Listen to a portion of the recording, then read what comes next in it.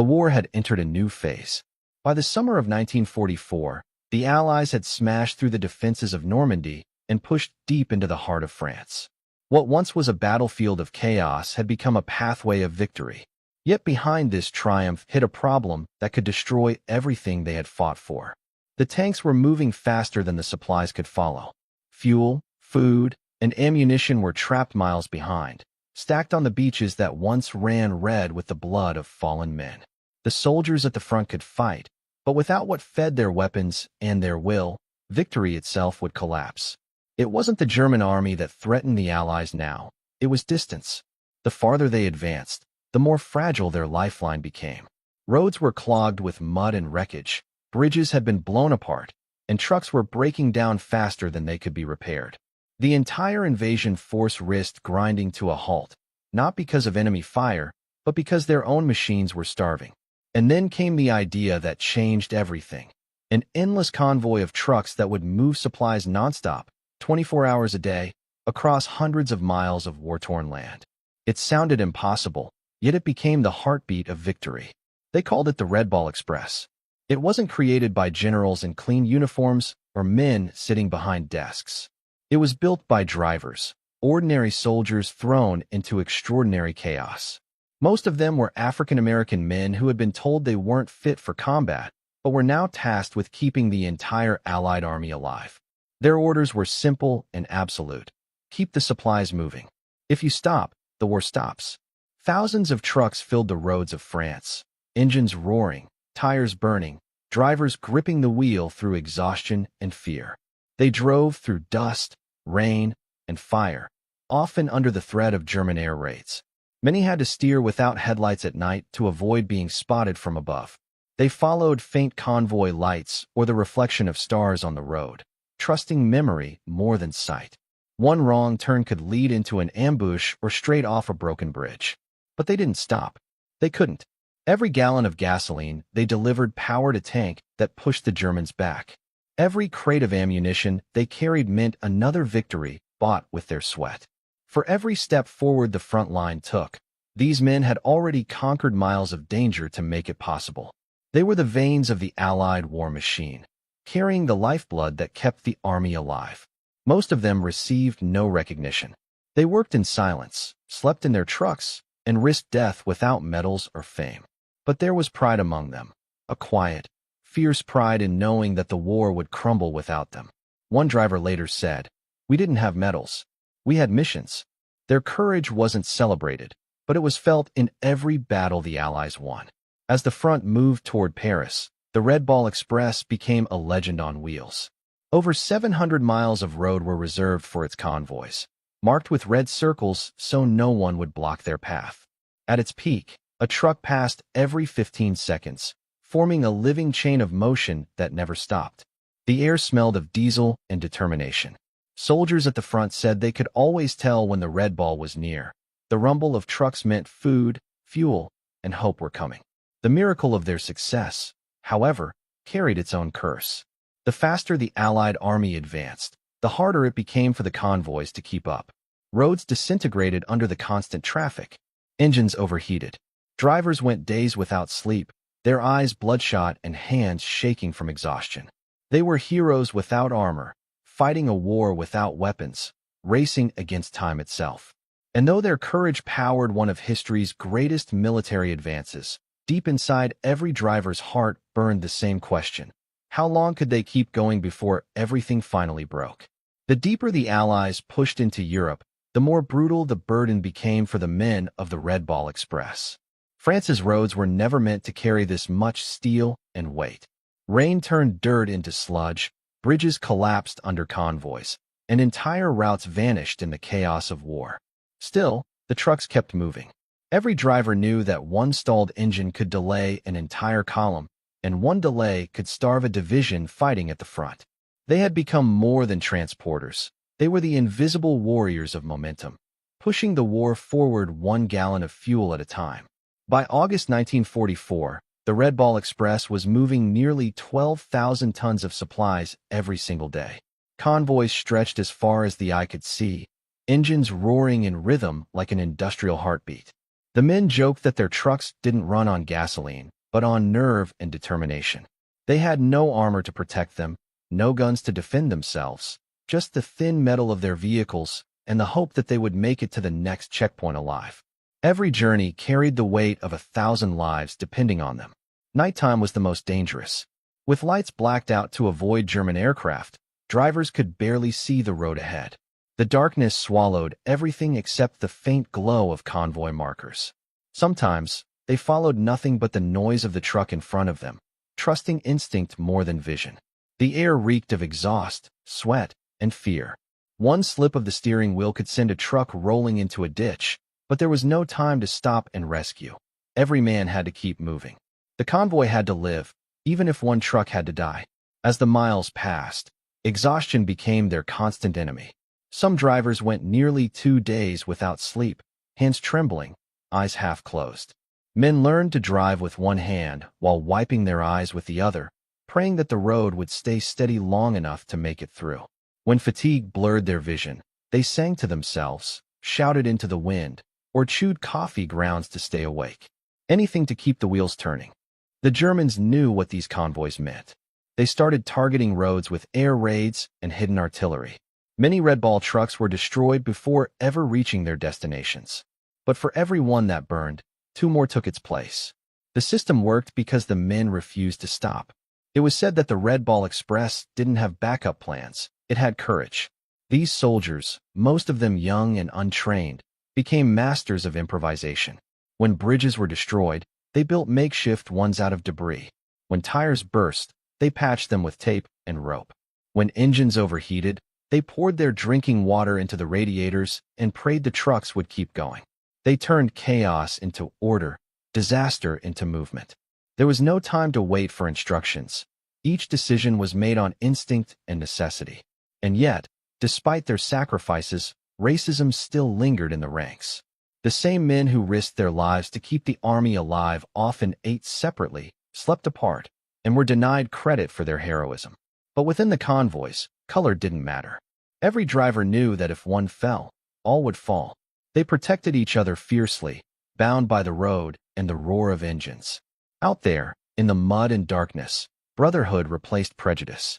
Every morning, as dawn rose over the fields of France, the endless line of trucks shimmered in the light like a metallic serpent winding toward the front.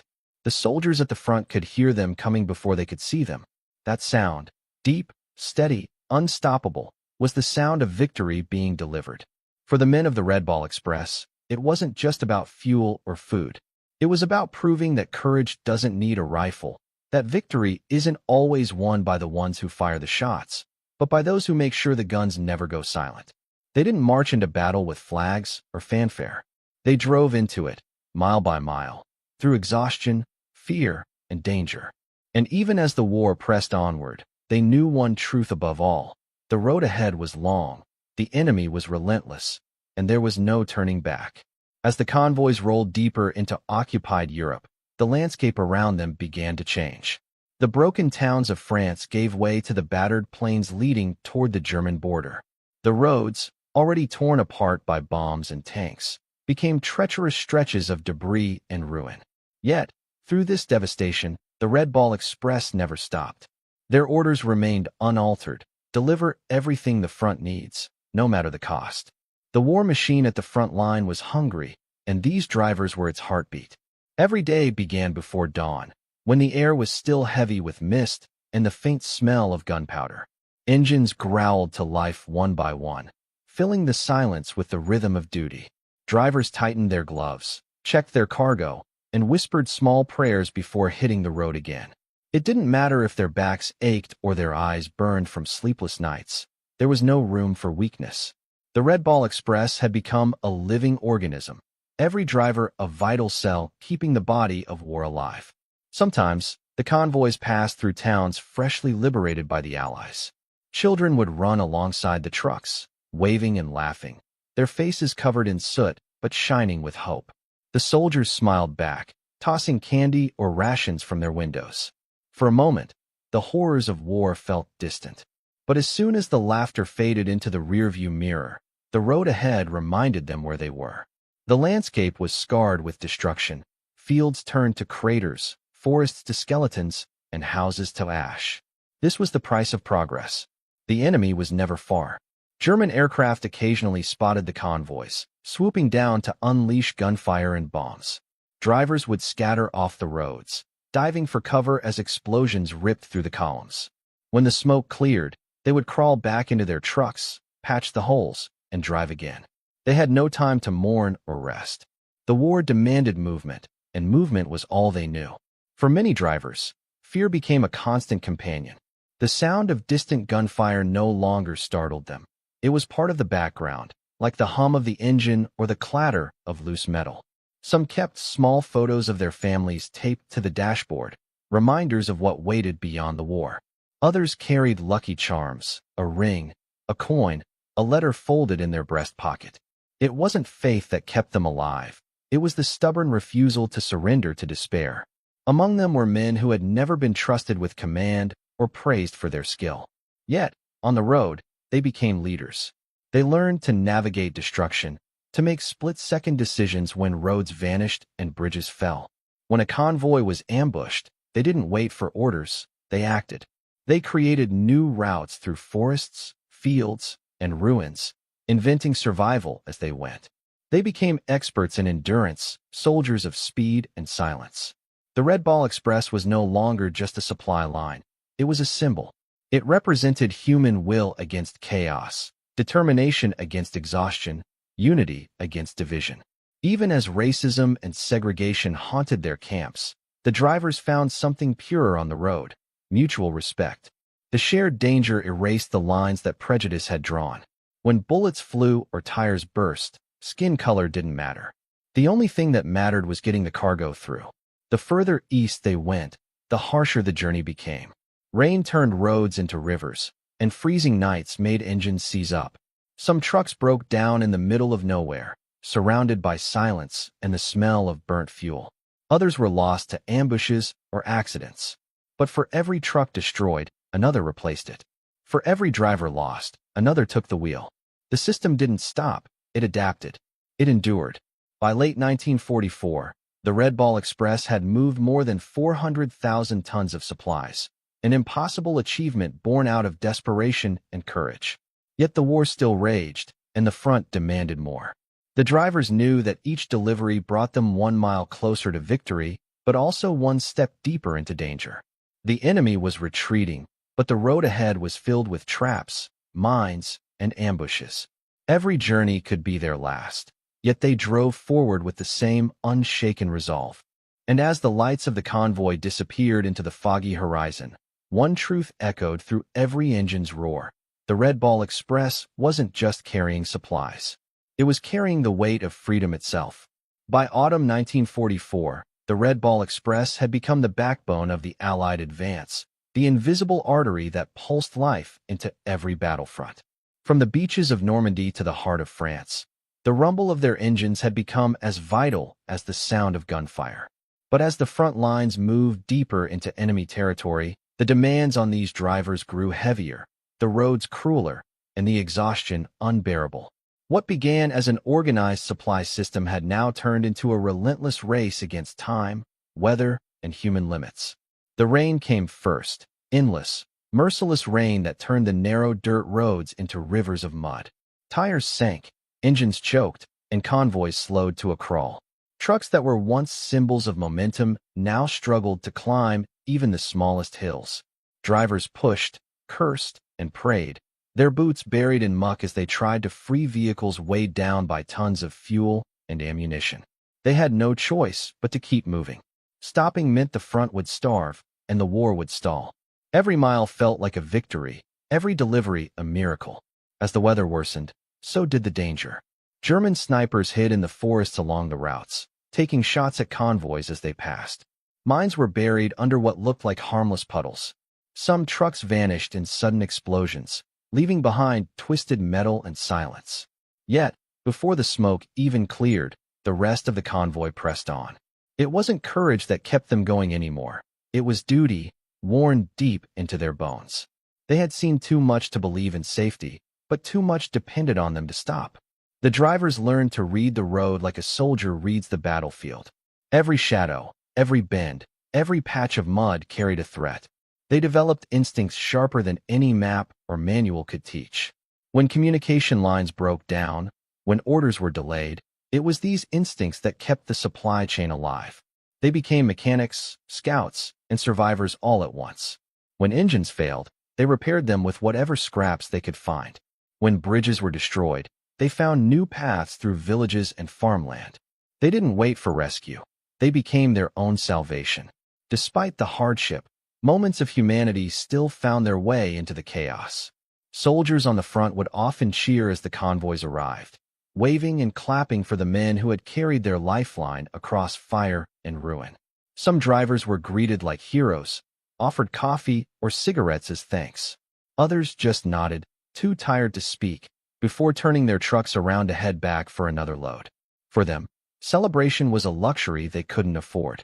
The road was endless, and the war wasn't done with them yet. Fatigue began to take a toll. Men fell asleep at the wheel, their trucks drifting dangerously close to the edge of cliffs or into ditches. Accidents became as deadly as enemy attacks. Command tried to rotate drivers, but there were never enough hands. The war consumed them faster than they could rest. Some drivers started counting the days not by dates, but by the number of trips they had survived. They measured life in miles and death in silence. Back at the depots, repair crews worked around the clock to keep the fleet alive. Trucks came in battered and broken, tires shredded, bodies riddled with bullet holes, windshields cracked from near misses. Mechanics patched them up using scavenged parts, barely enough to make them roadworthy again. Then, without hesitation, the vehicles were sent back into the field. There was no time for perfection, only for persistence. Yet through all the exhaustion and fear, pride burned quietly among them. They knew the generals at headquarters rarely mentioned their names, and the history books might never tell their story. But every time a tank rolled forward, every time an infantry unit got its rations on time, they knew they were part of something greater. Their hands were rough, their uniforms dirty, their faces tired, but their contribution was carved into the very road they traveled.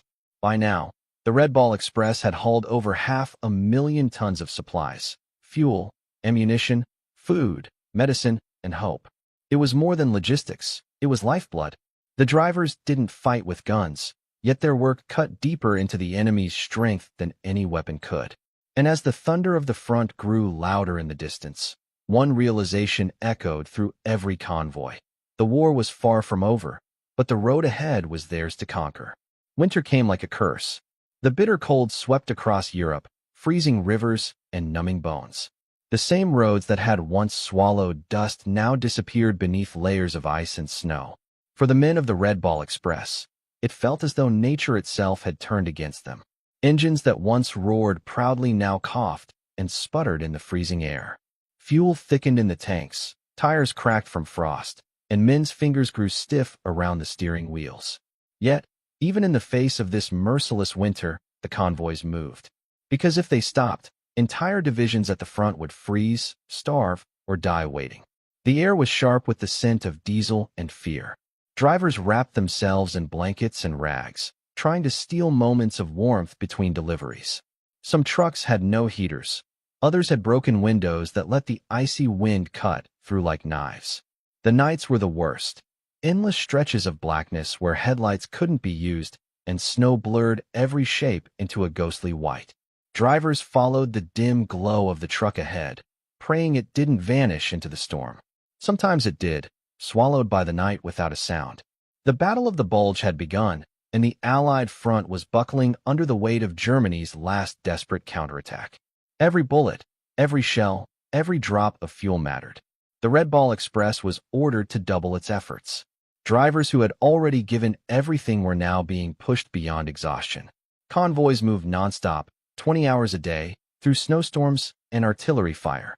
They were not just delivering supplies, they were delivering survival. German forces, knowing how vital the Red Ball routes were, targeted them relentlessly.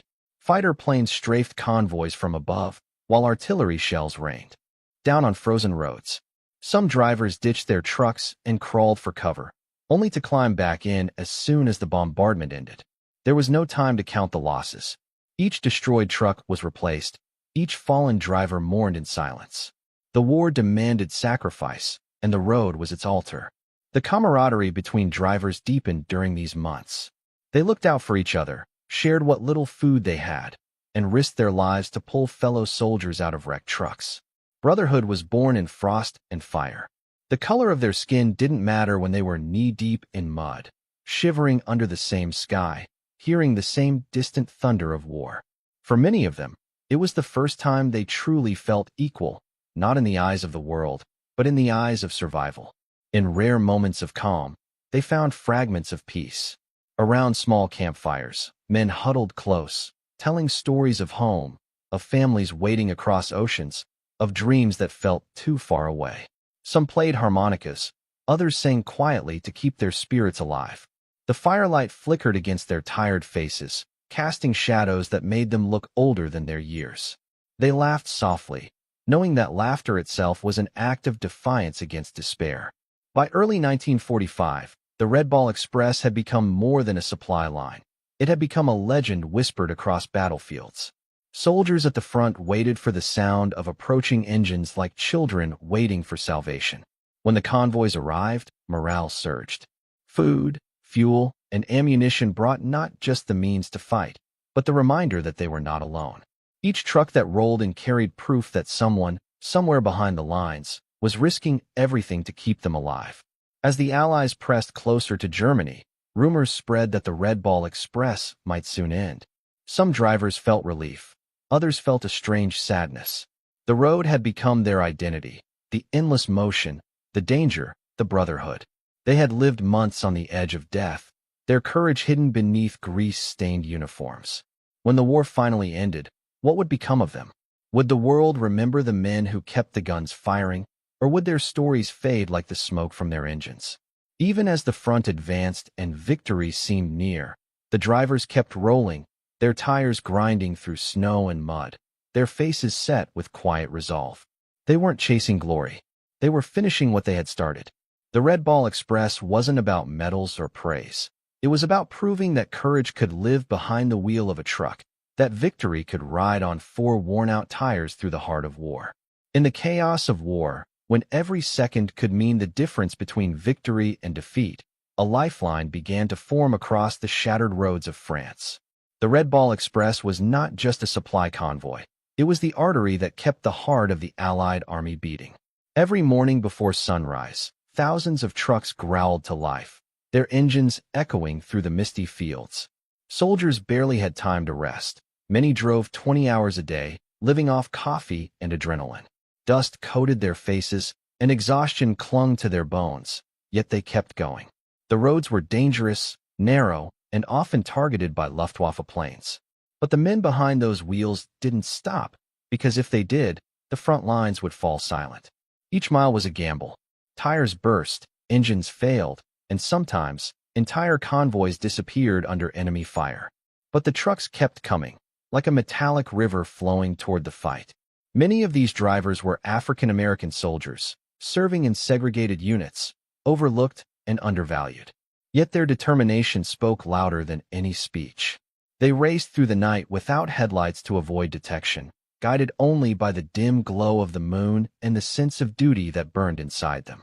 They knew the food, fuel, and ammunition they carried weren't just cargo. They were survival itself. Some nights, the roads turned into nightmares. Rain turned dirt into mud, swallowing tires whole. Bridges collapsed, and maps became meaningless as the landscape changed daily. The drivers often had to repair their own vehicles under shellfire, patching holes with anything they could find. It was chaos disguised as order, a system built on bravery and desperation. And yet, through it all, they made it work. The Red Ball Express became a symbol of ingenuity, proof that willpower could triumph over impossible odds. Commanders at headquarters couldn't believe how fast the supply lines moved. General Patton himself depended on the Express to keep his armored divisions charging forward. He famously said, "My men can eat their belts, but my tanks gotta have gas." And that gas, millions of gallons of it, came through those trucks. Day after day, convoy after convoy, the Express roared across France, keeping the Allied advance alive. Every victory on the front line traced its roots back to those dusty roads. Despite its success, the mission carried an invisible weight. Many drivers were haunted by what they saw: wrecked convoys, burning trucks, friends lost to ambushes. Sleep became a rare luxury, and fear a constant companion. Yet they never faltered. For them, the war wasn't just about defeating the enemy. It was about proving their worth, their courage, their humanity. They fought two battles, one against the Axis and one against the prejudice that tried to define them. By the time the Red Ball Express ended its run, it had delivered more than 400,000 tons of supplies.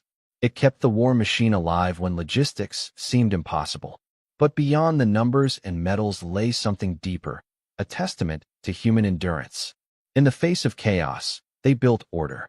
In the middle of destruction, they kept creation alive. And though history often forgets their names, their legacy remains written in the very soil of Europe, where freedom rolled forward on four wheels. When the last convoy finally stopped, the soldiers didn't celebrate. They simply parked their trucks, looked at the road behind them, and knew they had done the impossible. The war still raged on, but because of them, it could continue, and one day, it could end. They were the silent warriors of the supply lines, the unseen force that made victory possible. The Red Ball Express wasn't just a convoy. It was courage in motion. The war was changing fast, and so was the rhythm of the Red Ball Express. As Allied forces pushed deeper into Europe, the distance between supply depots and the front lines grew dangerously long. The trucks had to cover hundreds of miles over torn-up countryside where bridges were destroyed and roads cratered by bombs. Every trip became a battle against exhaustion, time, and the enemy's reach. Drivers barely slept, often collapsing beside their vehicles for a few minutes before being ordered to roll out again. The roar of engines became a kind of heartbeat across France, constant, relentless, and vital. Without them, Patton's tanks would have stood still, and the momentum of liberation might have died on the road. Fuel was their lifeblood. Without gasoline, no truck, no tank, no aircraft could move. The men of the Express knew this, and that knowledge gave them a sense of purpose stronger than any medal could. They weren't in the spotlight, but they were the pulse of the Allied advance. Some convoys traveled so close together that the dust from one truck hung over the next like a fog. Communication was limited to hand signals and instinct. A single mistake, a wrong turn, a flat tire, could throw the entire line into chaos. Yet they kept their discipline, driving day and night in a race no one could afford to lose. But danger came from more than just the enemy. Accidents were frequent. Overloaded trucks skidded on muddy slopes, brakes failed on steep descents, and drivers fell asleep at the wheel. Some vehicles never made it. They were found days later, burned out, or overturned in ditches. The men didn't talk much about those losses. There was no time to mourn. Another delivery was always waiting, another order always shouting for movement. To stop was to fail, and failure meant soldiers at the front would go hungry or unarmed. And yet, despite the struggle, there were moments of pride and laughter. Soldiers painted slogans on their trucks: "Hell on wheels," "Hitler's milk wagon," "Keep M rolling." Music from portable radios mixed with the rumble of engines. They created camaraderie in chaos, a brotherhood born not of rank, but of shared survival. The drivers found ways to make the impossible seem routine. When supplies ran low, they scavenged spare parts, traded food, or fixed engines with whatever they could find. Their resilience became the invisible weapon of the Allied campaign. Still, the toll was immense. Many of the men were African-American soldiers who served under the cloud of segregation, forced to fight for freedom abroad while denied equality at home. They knew the irony, but they refused to let it define them.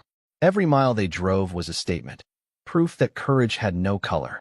In the face of discrimination, they became indispensable. Commanders who once doubted them came to rely on them completely. The Red Ball Express didn't just change the course of the war, it began to shift the course of history itself. As the front pushed eastward, new routes opened while old ones closed behind. Winter came, turning roads into sheets of ice. Convoys slid through blizzards, headlights dimmed to avoid enemy aircraft. The men wrapped themselves in blankets and rags, their breath freezing on the windshield, but still they drove. The war's end was near, but the work never got easier. Each delivery carried the same urgency: the same risk, the same purpose. By the time the campaign in France ended, the Red Ball Express had become more than a mission. It was a legend whispered across camps and command posts. Officers spoke its name with respect. Soldiers at the front waited for its rumbling echo like a promise. It proved that wars aren't won only by those who fire the guns, but by those who make sure the guns can fire at all. When the final orders came to stand down, the drivers looked at one another in silence. They had carried the weight of armies, the fuel of freedom, the hope of millions, and now their journey was done. The roads they conquered would fade into peace, but the memory of their courage would never fade. The Red Ball Express had rolled into history, leaving behind a trail of dust and glory that time itself could never erase. When the guns finally began to quiet and the thunder of war slowly faded, the men of the Red Ball Express found themselves standing at the edge of history. Their trucks, once roaring symbols of determination, now sat silent, their tires caked with the mud of victory. The journey that had begun in desperation had ended in triumph, but not without scars, both visible and invisible. These men had lived through exhaustion, fear, and loss, yet in their unity, they had built something indestructible. For months, they had carried an army on their backs, and now, as Europe breathed again, they stood as the unsung heroes of liberation. Many of them were barely more than boys when the war began, but what they accomplished was something even seasoned generals could not have imagined. They had created a logistical miracle. In just 81 days, the Red Ball Express had delivered the supplies that kept over 1 million men fighting across the continent. Without them, tanks would have stopped, planes would have fallen silent, and soldiers would have faced the enemy unarmed. Their contribution didn't make headlines at the time, but every victory on the battlefield carried their fingerprints. Yet, for all their heroism, they returned home to a world that had not yet learned to honor them equally. Many of the African-American drivers who had risked their lives were still forced to sit at the back of buses in their own country. The medals they earned couldn't erase the prejudice waiting for them beyond the ports. But even then, they carried themselves with pride. They had proved, beyond any doubt, that courage was not defined by color, and that loyalty to one's duty could rewrite the narrative of an entire generation. The legacy of the Red Ball Express didn't end with the war. It changed the way military logistics would be understood forever. Modern armies studied their routes, their coordination, and their improvisation. The lessons they learned under fire shaped future wars and peacekeeping missions alike. More importantly, it began to chip away at the walls of segregation within the armed forces, paving the way for a more unified military in the years to come. What began as a desperate experiment had evolved into a symbol of transformation, not just for the war, but for society itself.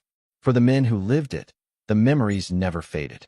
The long nights on muddy roads, the sound of engines echoing through the dark, the fear of ambushes that never came, and the sight of dawn breaking over a convoy that had survived another night. These moments stayed with them forever. Some said they could still hear the trucks in their dreams, rolling endlessly toward the horizon. It wasn't just a mission to them. It was a lifetime condensed into a few relentless months. In the years that followed, as Europe rebuilt and generations grew up in peace, few remembered the name of the Red Ball Express. History books often skipped over it, giving only a passing mention to the supply lines that made victory possible. But for those who understood the true cost of war, the name carried weight. It was a reminder that behind every headline of triumph, there are countless untold stories of endurance and sacrifice. And so, when we think of World War II, we remember the generals, the battles, the victories.